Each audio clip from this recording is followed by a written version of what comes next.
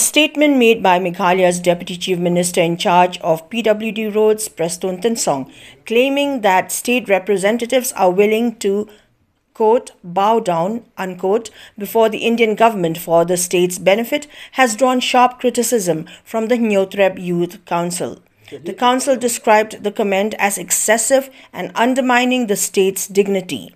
Speaking to the media on the afternoon of 22nd January 2025, HYC President Roy Kuparsundram stated that while Meghalaya indeed requires support from the central government and has a rightful claim to various schemes, the Deputy Chief Minister's choice of words is unacceptable and cannot be justified.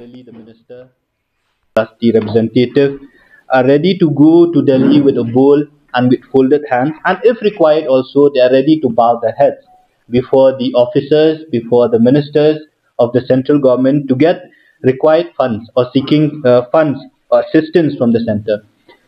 We take this statement of our Honorable Deputy CM to that his statement is something that we cannot accept, because as a state, if our representative who we have elected them, they should have a responsibility to bring out policy to make our state self-sufficient.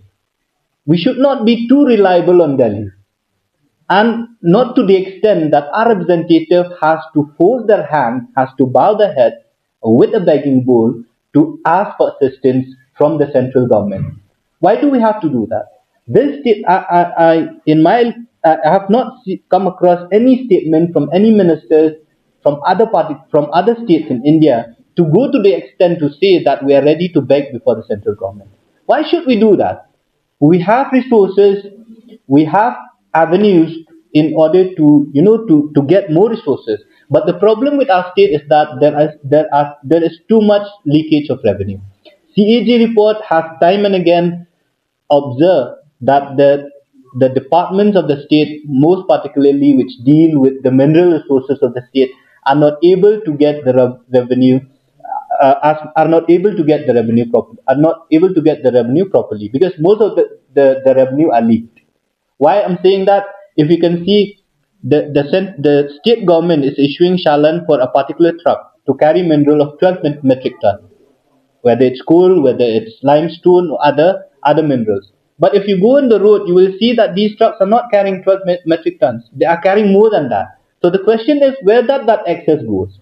It does not come to the state exchequer, but rather it goes to the pockets of some other people, more particularly that high-level threat that we have in the state of Meghalaya. So that is the reason why, as a state, we are not self-sufficient. And second thing also, our state, the revenue is very less, but our expenses are more. If you look at the situation that we are in now, the state government are engaging more than hundreds of consultants, and if one consultant is being paid, say, a minimum of 1 lakh rupees, then in a year we have to spend around 12 to 15 crores in a year, which is a huge amount for a particular state like us. And the question is that why do we have to engage these consultants from outside? Don't we have our experts from the state, our officers? If you go to the technical departments like the PWD, the PHE, we have our engineers. What is the job then if you have to consult or if you have to engage the consultants from outside? Not only that, in the planning department and other line department also. So that we are seeing that this is nothing but a complete wastage of public money. Had our government look into these leakages of revenue, had a government look at these unnecessary wasteful expenses, the expenses on the chairman, the vice chairman, the co-chairman, which run into crores, tens of crores in a year, those money can be brought back, can be utilized in a much more useful way, building of roads, schools and all that. And if that is done, we don't have to go and beg from Delhi. Delhi will give a due. We have a due. We have a share, our rights. We have a share to get a share of taxes, royalty and all that as per the constitution. And they should also, the central government also has the right to give us the necessary assistance, the grant in aid and all that. But the extent to which our deputy chief minister has been made to make that statement that we are ready to bow our head or to to before the central government is something that is not acceptable to us as a citizen of the state. And at the same time, had our state take necessary precaution to stop the leakages of revenue, our state will be self-sufficient in no time. And if this trend continues, and of course, we are happy with the announcement of the Honorable Chief Minister yesterday. Where he has laid base for the construction of the new administrative blocks in New Shillong Township, in which the government is earmarked around 15,000 crores to build all those things. But the question is, from where does that money comes from? Whether it's a grant, it's a loan, whether it's state plan or it's central, it's state share or central share, we don't know. In the last few years, we have made the public of the state has made a hue and cry that the state of Meghalaya will soon be falling into a debt trap because we are having more debt. We cannot repay the loan that has been taken by this government, and now the state government has again come up with these kind of projects in which tens of thousands of crores will be spent, but the chief minister has nowhere stated yesterday where from this funds will come.